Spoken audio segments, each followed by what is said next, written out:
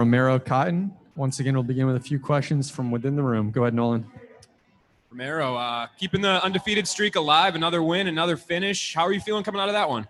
I'm feeling good, man. I've been slotted to fight this guy for a real long time, and game plan went perfect. Everything was executed just the way we thought it would go, and so it was a good day.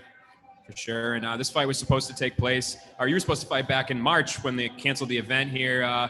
Talk to me about the last few months. I mean, I'm sure you were very eager to get back in there. So was there a sense of relief just getting to compete? Yeah, man, it was a crazy road. When we first was here in March, we thought that we'd be back here in 2 weeks, 3 weeks. Then it was, it's gonna be in July, and then we were slotted for October. Then we got a little nicked up, and then now we're back here finally in December. You know what I'm saying? Right before Christmas time, so it's a perfect timing for us. Taking my daughter to Disney World, so it's all good. For sure. And I know 2020 is tough for everyone, and it's hard to kind of find silver linings, but were you able to really use that time away from competition to really improve? It seemed like that was one of your best performances to date. Yeah, for sure. I mean, like I said, I'm still new in this game, and so I'm figuring it out. So every month, every few months is gonna be a big leap, big jump for me. And so I mean, as long as I just keep getting that time, and like I said, this pandemic time that helped me out a lot as far as just getting comfortable in the cage and being on my feet and stuff like that. So I mean, this time definitely helped me out.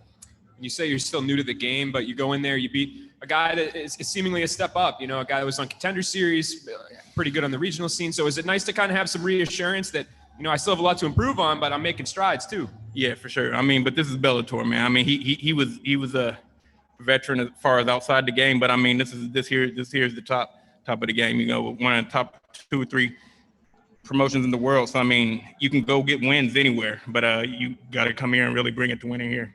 And I guess with the win like this, quick win, where do you think you fit in the division? Do you feel like you just keep taking tougher matchups? Do you want to get more reps in? Kind of where do you see yourself in the layout? I mean, the tougher matchups is going to come. The company's changing.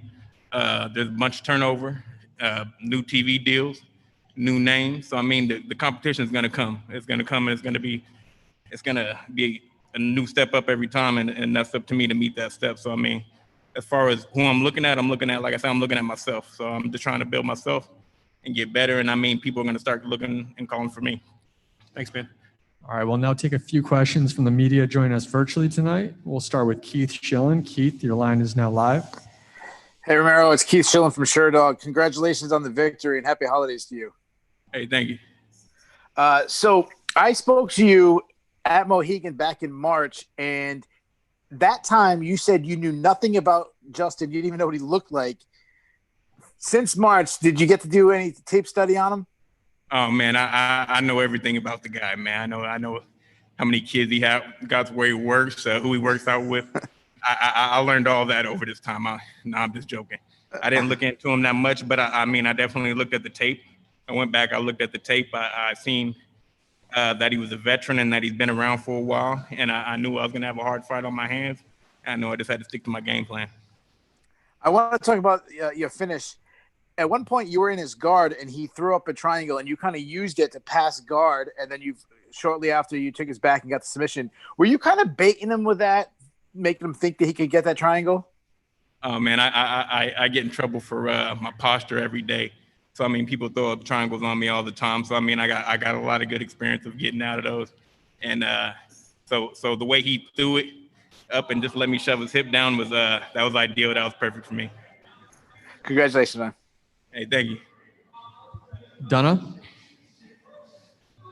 Hey, Romero, how's it going? I'm good. Congratulations on a very good victory.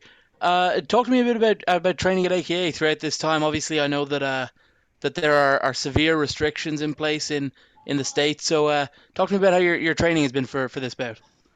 I mean, luckily for me, my team and everybody that I'm around, they were all still there. We're a close-knit group.